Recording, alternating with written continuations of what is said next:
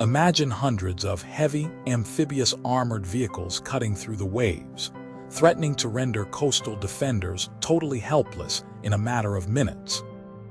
If a full-scale amphibious invasion hits the shores of Luzon or Palawan, the armed forces of the Philippines would face overwhelming firepower without a single heavy main battle tank in their frontline inventory. How can a nation with limited armor reserves stop a modern invasion fleet from securing a permanent foothold on its territory? On paper, their primary tactical salvation is a lightweight missile system capable of neutralizing multi-million-dollar armor for a fraction of the cost. The solution lies in the BGM-71 TOW Philippines arsenal, a proven weapon system that transforms vulnerable shorelines into lethal kill zones. In November 2020, the United States military officialized an $18 million defense support package to Manila, delivering 100 BGM-71 ETOW-2A anti-armor missiles alongside 12 ETA's improved target acquisition systems. Leading global defense analysts argue that this specific transfer was never just a routine hardware grant. Instead, it represented the foundational firepower for Manila under its comprehensive archipelagic defense concept. By integrating these precision-guided systems into frontline units, military planners aim to convert exposed beachheads into formidable defensive barriers. Rather than spending billions of US dollars acquiring heavy armored formations that struggle in tropical terrain, this strategy gives Philippine coastal forces a cost-effective weapon to disrupt enemy amphibious armor before it can establish a bridgehead. Before we go on, do you think lightweight anti-tank missiles can successfully deter a massive naval invasion force? Hit that subscribe button to join our global defense community, and tell me where you are watching from. To understand why this system creates such a formidable barrier for coastal defenders, one must look directly at its engineering capabilities. The BGM-71 ETOW-2A utilizes a specialized tandem-shaped charge warhead specifically designed to defeat modern reactive armor. The primary precursor warhead detonates the outer explosive layer of an enemy vehicle, clearing the path for the main charge to penetrate more than 900 millimeters of conventional rolled homogeneous steel armor. On paper, this penetration capability leaves light amphibious fighting vehicles, such as the Type 05 Amphibious Assault Series, extremely exposed during the critical transition phase from sea to land. Beyond raw penetrating power, target engagement relies heavily on the ETA's improved target acquisition system. This advanced sight integrates a second-generation forward-looking infrared sensor and an eye-safe laser rangefinder. The system allows operators to detect, identify, and track moving targets at distances up to 3,750 meters, even through thick battlefield smoke, heavy fog, or complete pitch darkness. For coastal defense units operating along the Philippine coastline, this day and night capability extends their engagement window significantly before an invading force can reach the shore. Equally critical to its survival on the modern battlefield is the guidance mechanism itself. The missile uses a semi-automatic command-to-line-of-sight system, guided by an ultra-thin wire paid out from the rear of the projectile. Because command signals travel directly along this physical wire rather than through radio frequencies, the system remains completely immune to complex electronic warfare and radio frequency jamming techniques. Defense analysts note that while wireless systems can be intercepted or disrupted, Wire-guided systems guarantee that as long as the gunner maintains crosshairs on the target, the missile will track true toward its objective regardless of enemy electronic countermeasures.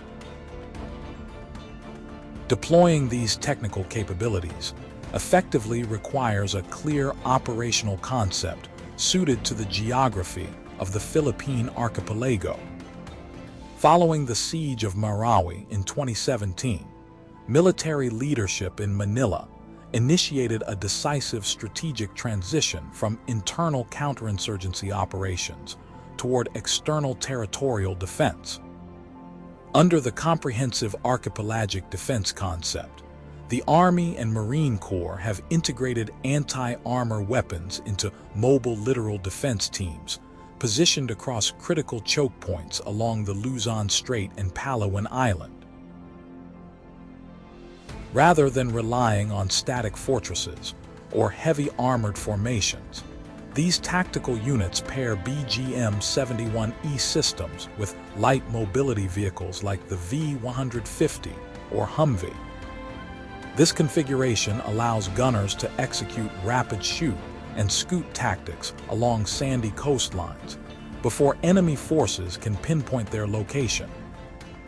On paper, these mobile units form the vital medium-range layer within a multi-tiered defense architecture.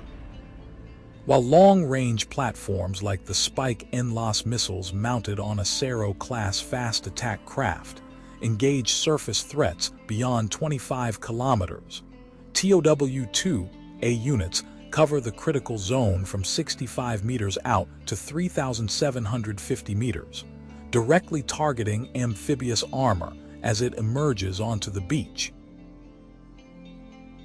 This operational doctrine has been repeatedly validated during joint bilateral exercises. During exercise Balakat in 2024 and subsequent training iterations in 2025 and 2026, Philippine forces worked side by side with United States Marines to conduct live-fire coastal defense drills in northern Luzon. Operating under simulated combat conditions, crews used EDA's units to acquire and neutralize floating sea targets representing hostile armored landing craft.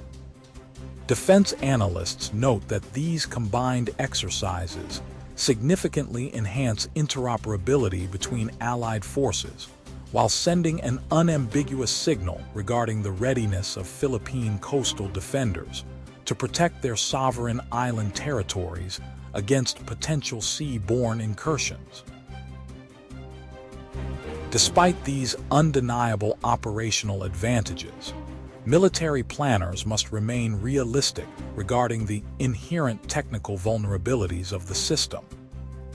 Operating a wire-guided missile requires the gunner to maintain continuous line of sight throughout the flight duration of the projectile. With an average flight velocity of 278 meters per second, a TOW-2A missile takes approximately 13 to 15 seconds to reach its maximum effective range of 3,750 meters. During this critical window, the firing crew remains exposed to return fire from supporting naval guns, airborne drones, or high-explosive counter-artillery barrages.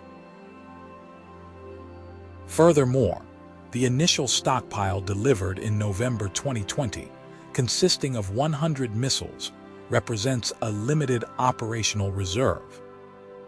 In a high-intensity amphibious assault, defense analysts emphasize that Philippine forces would require significantly larger inventories of modern variants, such as the top attack TOW-2B or wireless radio frequency configurations, to overcome advanced defensive countermeasures and sustain prolonged combat operations.